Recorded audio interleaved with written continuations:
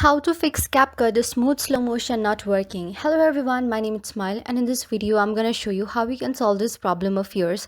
So this problem might be shown to you because your Capcut is not working properly. So what you can do is, first of all, go to the Google Play Store, and on the top search bar you need to search for Capcut there. Now, while searching for Capcut, you will see the application right here. If there is any update option available, do update it just like this. So after updating your Capcut from the Google Play Store, go on your settings, and from your settings, go back to your home page and scroll down and go to your apps option. Now from here, what you need to do is search for your Capcut here.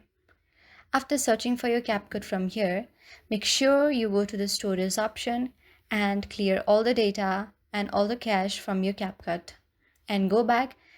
You can also uninstall it, but since we have already updated it, you should not be doing that. Now your problem should be solved, but if it still does not solve, then I will suggest you to go to the contact and help center of the Capcut. That might solve your problem. So this is how you can solve your problem. I hope you like the video. If you like the video, then please do hit the thumbs up and subscribe button, and also comment on the comment section below. Thank you for watching.